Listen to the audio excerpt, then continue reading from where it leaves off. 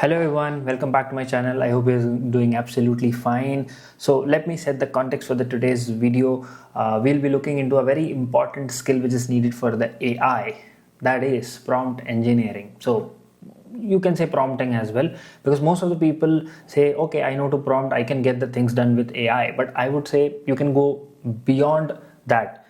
Look into this video and let me know in the comments, did this sort of tricks help you to boost your answers or to get better quality of answers in the AI?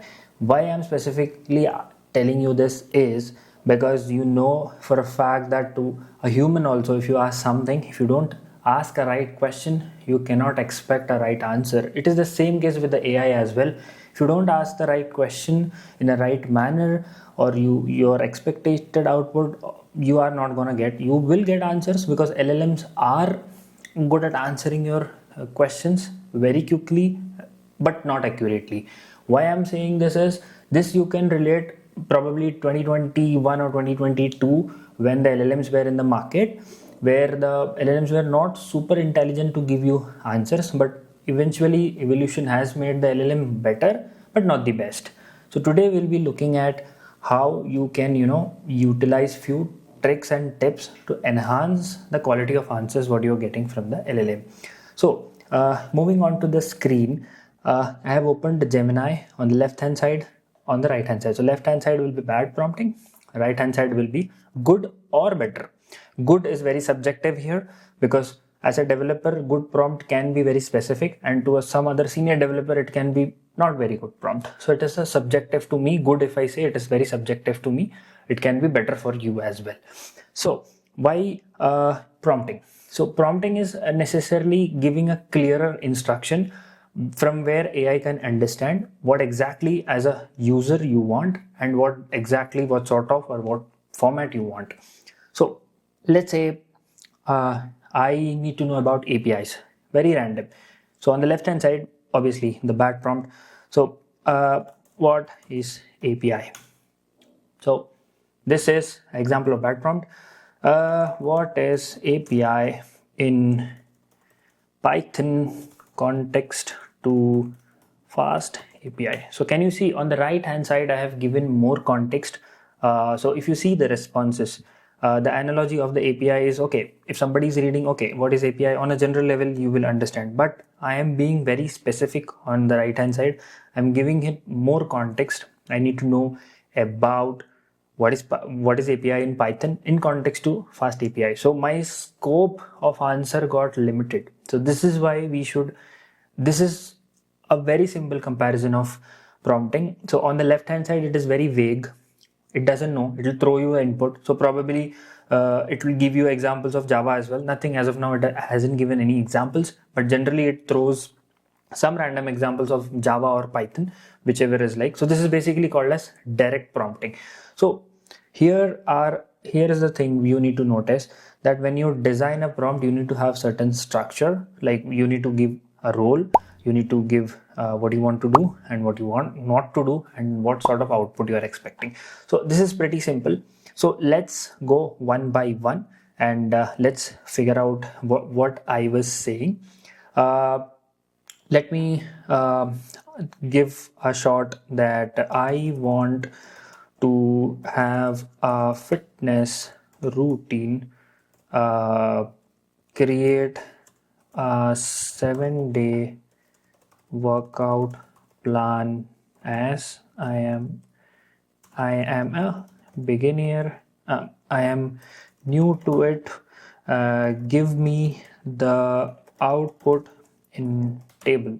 Okay, perfect. So this I have given that. So this is a structured prompting. I'm giving a structure. Okay, I want a fitness routine, and I've made a few spelling mistake, because of course the LLMs are super smart as of now, at least, to pick up these sort of mistakes. So don't comment me that you have made a spelling mistake. So output, so put it. So same way, if I just say I need a fitness plan, so it doesn't know, am I very expert in fitness? Am I, how is my physical health, and how what sort of level I am in terms of expertise? So if you can see the tremendous difference in the output. So if you could see the quality of output, left hand side and the right hand side, same questions, but the instructions were given more precisely. So that's what I say, ask right questions. Okay, so if you could say this is one example.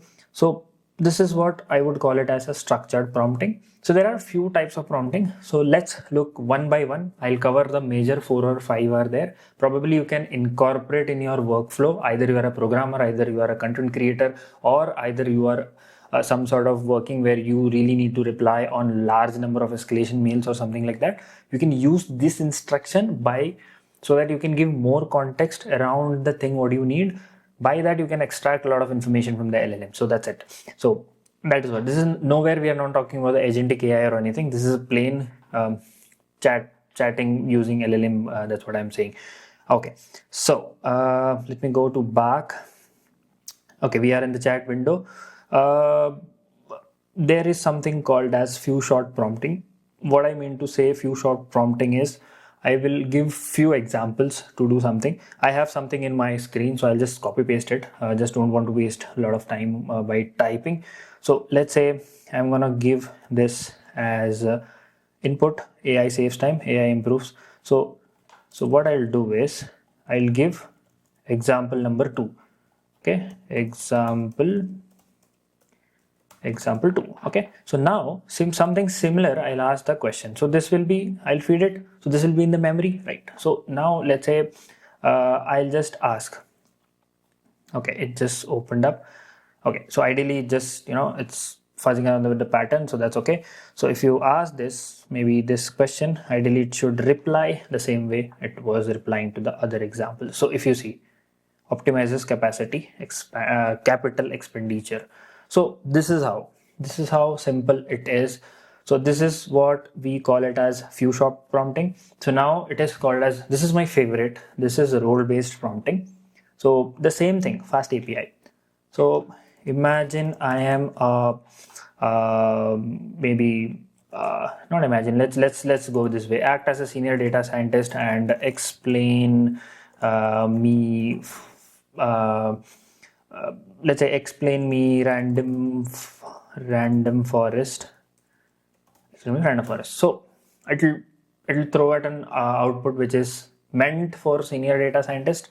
So if you could see, booting, bagging, bootstrapping, what is bottlenecking, key strategies, how can you use bins for the use cases. So yeah, pretty much summary for a data scientist, like how to optimize the performance and all those things. So as you can see, it is very good when you give you the role. Let's say I am writing my mail to a senior leadership, so I should be knowing what sort of business jargons, I would not call it as jargon, maybe specific terminologies. Maybe we can feed those things, conversation into this, and try to remake that from this. That can be one thing. Another, this is one sort of prompting. Let's go to constraint based prompting. I think the word itself says constraint. Let's say very simple, I'm just copying it from, I have a library over here. Explain me blockchain in 40 simple words. Enter. We have given them a constraint that give me the blockchain in 40 words. That's it. It just gave me of 40 words. So this is constraint prompting, but nevertheless we don't use most of these constraint sort of prompting in real life. But yeah, that is one thing. And let's very specifically we need to know that what sort of output we want to do. We should instruct output also. So let's say give me uh, a